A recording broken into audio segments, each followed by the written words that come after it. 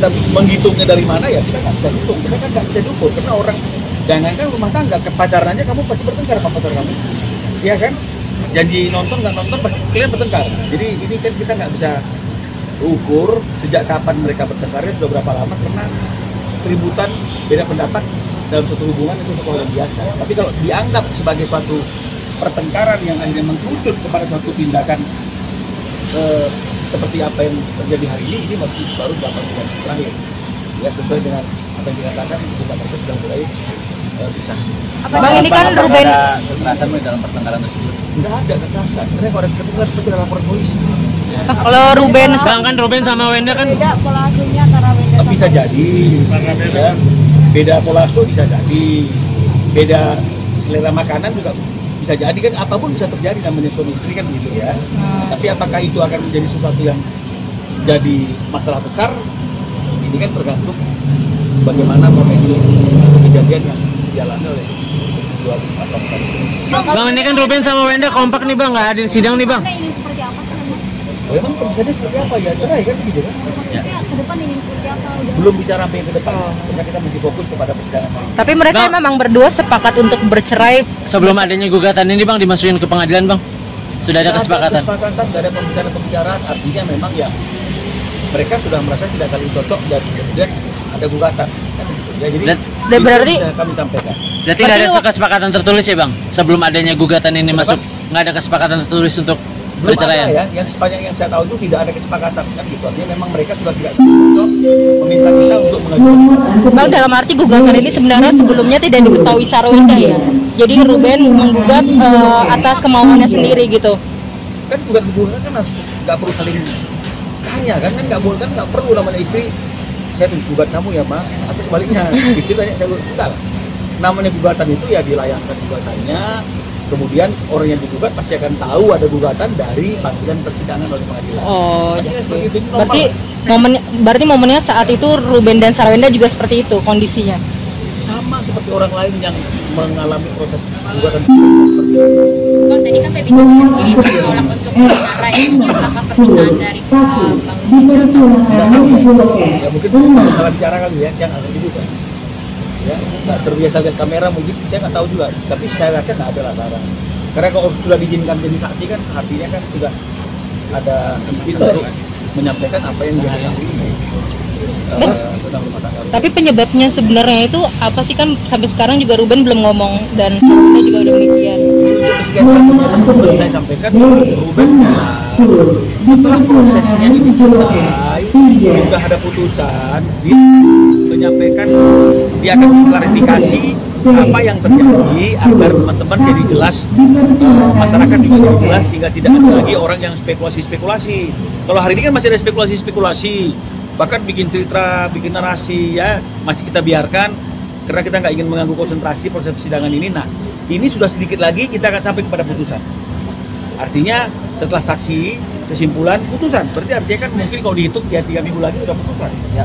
Nah, ketika putusan maka Ruben seperti yang disampaikan ke saya, kalau tidak ada perubahan dia akan menemui teman-teman untuk memberitahukan pengumuman bahwa dia mungkin sudah bisa apa ininya ya, itu nantilah teman-teman sampai pada waktunya.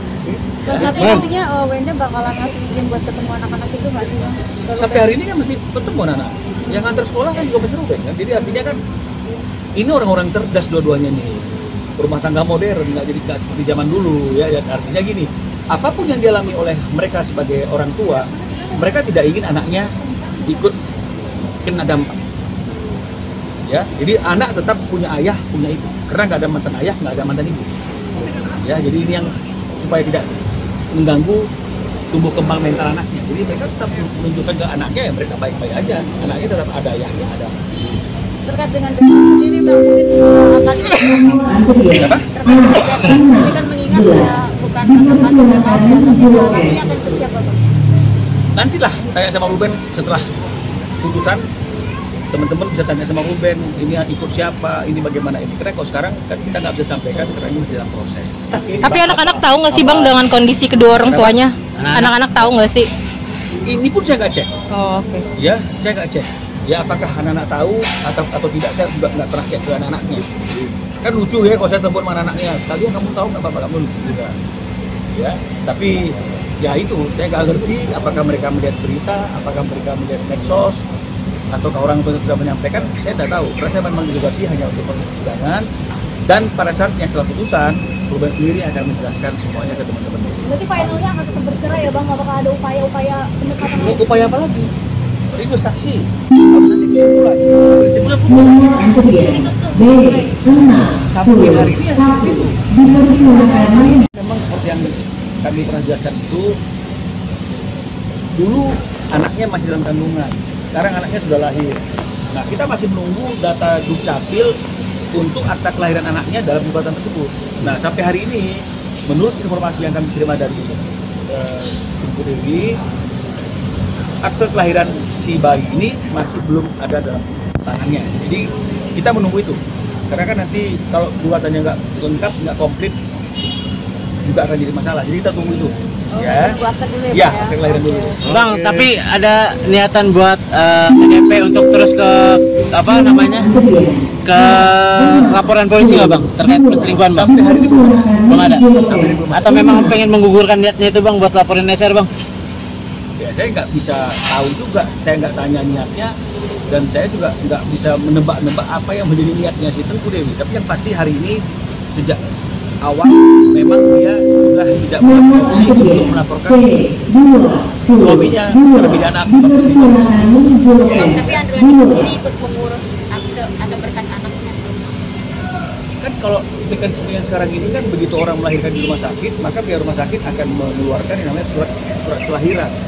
Pihak rumah sakit biasanya juga sudah langsung mengurusnya karena mereka langsung connecting dengan Dukcapil. Jadi artinya kan ini kan bukan sesuatu hal yang seperti zaman sebelum digital yang kita harus antri di loket, ini semua segala macam, ini semua secara serba mudah. Jadi mungkin ini hanya masalah waktu saja. Karena kalau memang sudah waktunya yang tepat, pasti akte kelahirannya keluar. Aktenya keluar, disampaikan ke kita, maka sempurnalah gugatan yang sudah kita drafting itu untuk kita daftarkan sesuai dengan keinginan Tengku Dewi.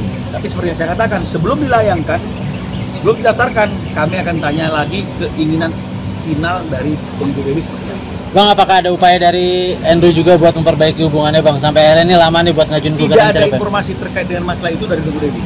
Ya, jadi kami juga nggak tahu apakah ada upaya untuk memperbaiki, apakah ini saya belum dapat update dari itu. Oke. Ya. Thank you.